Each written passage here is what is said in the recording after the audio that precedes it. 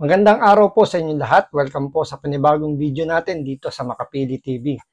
Ngayon, ito pag-usapan po natin itong kalat na kalat po, yung sikat na sikat ngayon na pure editing po ng PCSO doon sa nanalo ng jackpot. Ngayon, hindi natin alam kung ito ay magandang palusot o magandang paliwanag ni GM Robles tungkol sa kanilang ginawang pag-edit nung damit. Especially kasi yung sa mukha kasi naka-face mask naman. So, ang pinupuna rito ng mga netizen o ng mga ibang tao is yung pagkaka-edit daw na halatang inedit daw yung kasuotan nung nanalo. So, bago natin simula yung topic na yan, gaya ng dati, kung hindi pa kayo nakasubscribe sa channel na ito, baka sakaling pwede naman pakipindot yung subscribe button. At the same time, pakilike na rin po yung video. Wala naman pong bayad dyan. So, pindot na. So, ito, pag-usapan na po natin. Ano bang take nyo po dito sa pure editing ng PCSO tungkol dun sa nanalo sa jackpot? So, ito yata yung nanalo ng 690 million. So, ano po bang take nyo rito? Kasi ito, magandang paliwanag dito ni Rapi Tulfo, yung magandang pagpuna niya. And maganda rin naman yung paliwanag dito ni GM Robles. Although, medyo may halong kumbaga parang maganda yung paliwanag niya para mailusot yung pure editing po ng PCSO. So ito, para maintindihan po natin, panoorin po natin ito. Singit lang. Yes. Okay.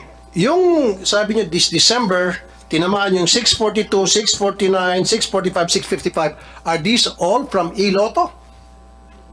Hindi po, last night lang po yung iloto. Ilan? So ito lang medyo confusing lang po ito. Kasi nung itong nakarang taon, nung December, lahat po ng yung gaya na napag-usapan natin doon sa nakarang video natin, nakapost, natalakay naman natin yan.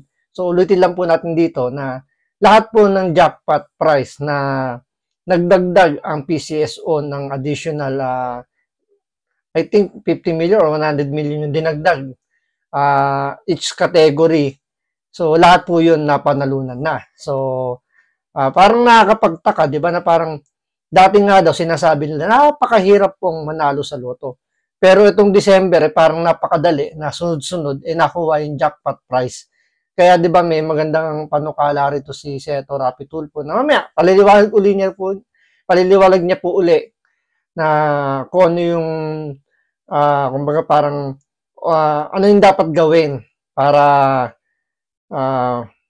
matukoy kung legit ba yung napanalunan. So ito, gaya ng sinabi ko, very confusing lang. Buong December, nitong nakarang taon, lahat po ng jackpot napanalunan. So, tuloy po natin video na to. Ano po yung tumama sa Iloto out of this 1, 2, Isa lang po, yung kagabi lang po. kagabi lang? Okay. What game yun? Yung kagabi? 6:55. 6:55. 600 million kasi yun, Senator Coco. Quick na lang, Senator Coco. Okay. Etong picture na ito, very controversial ito ngayon sa social media. So, ito na po yung picture na sabi nga ni Senator Rapi Tulfo, very controversial po ito dahil nga dun sa poor editing. So, ito po yung magandang paliwanag or magandang palusot ng PCSO. So, kayo na pong mag-take ko ano bang magandang itawag dito. Ito ba ay magandang paliwanag o magandang palusot? So, panoorin po natin, pakinggan. Edited daw ito. Yes, Your Honor. Edited. Bakit kailangan i-edit? We have to protect the identity of the winner. Meron po nagreklamo sa amin one time, we covered the face, yung damit naman po ay nakilala. So, nagreklamo siya, sana naman daw po, wag ipakita naman po yung damit. So, yan po ang reason niya. So, ito, maganda naman po yung paliwanag dito, yung rason po ng PCSO. Bakit inedit nila yung damit nung nanalo? Tama nga naman, may punto siya na kung yung damit na yun very familiar dun sa lugar na kung saan nakatira yung itong nanalo, pwede siya ma-identified na parang si ganito ito di ba? Ito yung suot niya nung umalis siya ng bahay. So, posible siya yung nanalo. Siya yung nakakuha ng jackpot. So, may punto nga naman, di ba? May punto. Pero, in the other hand naman po, magandang palusot naman to. Dahil legit nga naman yung palusot na kailangan nilang i-edit yung yung damit para nga naman maging kapani-paniwala na ang nanalo sa grand prize is talagang legit. Kasi sabi nga ni Senator Rapi Tulfo, meron siyang meron siyang mga narinig na marites na sinasabi nga daw may nag-i-invest daw ng 30 million para mapanalunan yung jackpot na sabi ni Senator Rapi Tulfo, katropa daw ito ni Robles. So, di ba, kahit naman dati pa, malaki ng kwento-kwentuhan ng mga haka-haka, di ba, na sinasabi na minamanipula nga daw yung PCSO kung sino yung mananalo. Especially kapag umabot na talaga ng sobrang laki na yung jackpot price, na bigla na lang may nananalo. Pero umaabot mo ng ilang buwan bago makakuha yung jackpot. Kaya, hindi nawawala yung ganung mga chismis na meron daw nanalo. Pero yun nga, 'di ba? Madali lang maglagay ng tao doon na sinabi na ito nanalo. Kahit hindi naman. So legit na po 'yun. Kasi hindi naman talaga pwedeng ilabas ng PCS o yung identity ng nanalo. Di po ba? So hindi nila pwedeng pilitin na i-announce kung sino yung nanalo. Kasi confidential na po kasi yun eh. So parang nung nanalo, nasa kanyang desisyon na yun kung ilalantad niya yung pagkatao niya o hindi. Kasi kahit naman sino, ako, especially kung sakali ako yung manalo, which is medyo malabo namang manalo ako dahil hindi na ako nagtataya dyan dahil parang feeling ko mahirap pa sa tamaan ng kidlat. So kung ako yung mananalo kung sakasakali, hindi rin ako papayag na i-announce or ipakita yung buong identity ko. So, baka malamang niya, bumili ako ng bagong jacket na itataklob ko sa buong katawan ko, buong mukha ko, lahat ng pwedeng ilagay para hindi ako makilala, gagawin ko. So, dito, medyo, so maganda nga yung paliwanag na medyo hindi na masyado ritong kakastiguhin ni Senator Rapi Tulfo, pero may magandang counter dyan si Senator Rapi Tulfo na ikinagulat siguro or parang nabulaga rito si Robles. So, panoorin po natin kung ano yung naging suggestion ni Senator Rapi Tulfo. I agree, it's a very poor editing, pero the objective is to conceal the clothing na ma-identify sa kanya. So, ibig sabihin, inamin nyo, inedit to, pinalitan yung clothing. Opo. Bakit kinakailangan palitan ang clothing? Again, part 2 yan ng pag-conceal kasi na-identify. Dito medyo hindi na-get ni Senator Rapi Tulfo yung punto ni Robles. Which is, naman talaga, medyo maganda naman talaga yung paliwanag, maganda yung palusot dito ni Robles na talagang pwede namang gamitin para ma-hide yung identity ng tao. So dito marami na naman ditong magbabash dito sa Senator Rapi Tulfo, sasabihin hindi daw maintindihan ni Senator Rapi Tulfo na kailangan nga itago yung identity. Dito sinasabi lang naman ni Senator Rapi Tulfo, siyempre na at paano pinipilit niyang pigain si Robles na baka sakaling may makuha siyang impormasyon na bakit ganun yung ginawang diskarte. Kaya talagang pinipilit ni Senator Rapi Tulfo na parang pinaiikot-ikot niya lang muna yung tanong, baka sakaling may mapiga siya rito kay Robles. Yung damit, for example, kung at that day, yung mga kapitbahay po uy, yun yung suot niya, ganyan, or kung nakapag-selfie siya, meron yung pong nagreklamo sa amin, favorite clothes daw kasi, kaya nalaman siya. So, Your Honor, if there is something to apologize, it's the poor editing. But I think it has served its purpose of concealing the identity, Your Honor. So, at least inamin nyo, ayan, marami kasi mga nagtatanong, nagsabi, purang pagka-edit. I'm sorry, we're not very good at editing the clothes. Pero yung tao hindi edited. Hindi po, totoo po Tunay yan. na tao to. Tunay na tao po yan. Okay. So, kaya sabi ko mamaya sa executive session, gusto ko malaman yung identity ng tao. So, ito na yung magandang suggestion ni Senator Rapi Tulfo na pangka-counter niya rito sa palusot o paliwanag nitong PCSO. Ito, pati yung nanalo sa 690 million.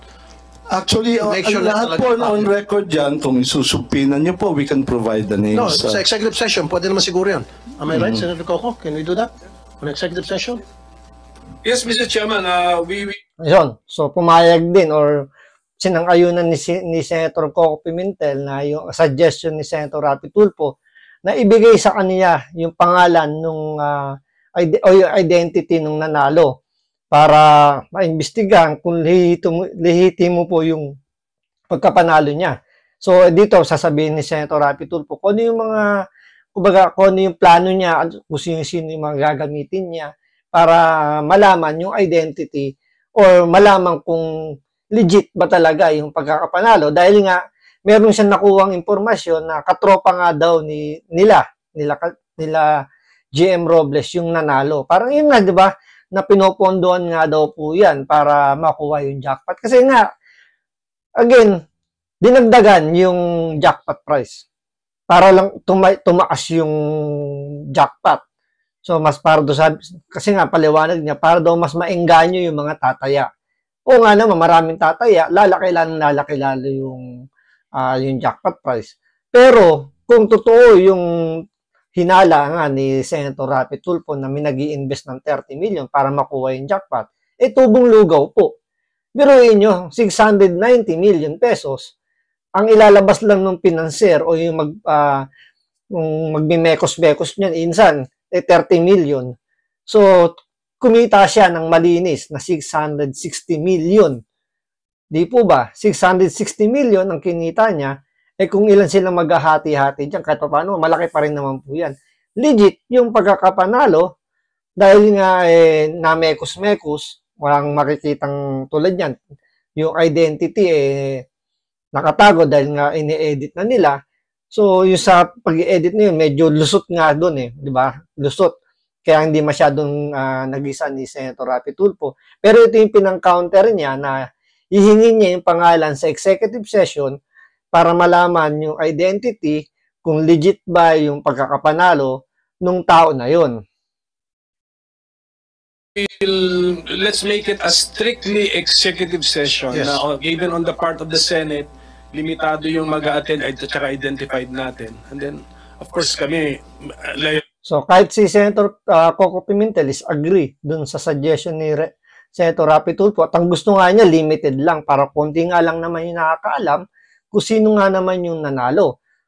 Diba? Dito kasi sasabihin pa ni Senator Rapi Tulfo rito na gagamitin niya yung NBI, DICT, yung PSA, yung LTO, para malaman lang yung identity, hindi para i-broadcast, para malaman lang kung talagang totoo yung tao na sinasabi ng PCS o ni GM Robles na legit yung nanalo doon sa sa jackpot price na 690 million. tingnan namin yung kami pang source ng leakage. So. Like I said, Mr. Robles, kasi nga po, may clamor na malaman yung katotohanan. Kasi marami sa mga mananay nagsasabi, yung nanalo ng 690 million, hindi raw yung legit na mananaya, kundi galing doon sa tropa niya. I'm sorry, I'm gonna repeat this again. Yung pong kumakalat na balita, galing doon sa tropa niya, nag-invest ng 30 million para makuha nga itong 690 million. Para maalis na po yung haka-haka na yan, gusto po namin makita kung talagang totoong tao yon. And then gagawa nga po ng cross-checking. Sinabi ko na kanina, I'm gonna use the NBI, the ICT, if I have to hire a private detective para magkaroon ng cross-checking kung yun ba related sa inyo. Hindi. Pag lumitaw na hindi, sabihin ko rito na hindi related talagang legit winner niya. So, malinaw. I-announce pa mismo ni Senator Rapi Tulfo kung legit ba yung makikita niya sa investigasyon niya. Kung lehitimo ba talaga yung pagkapanalo nun. Hindi yun parte o hindi yun kasama sa tropa ni GM Robles na nag-invest ng 30 million para makuha yung jackpot na 690 million. So, gagamitin niya lahat ng kanyang, yun nga, kahit daw gumamit pa siya ng private detective na pwedeng alam niyo yun, mahalaman yung katotohanan. So, ito, pakinggan po ninyo kung ano yung magiging sagot dito ni GM Robles dun sa recommendation ni Senator Rapi Tulfo. You agree, sir? Very good. Okay, Senator Coco, meron kayong... Biruin nyo, tinanong ni Senator Rapi Tulfo kung mag-agree ba si Robles, hindi siya sumagot. Siguro tumango lang.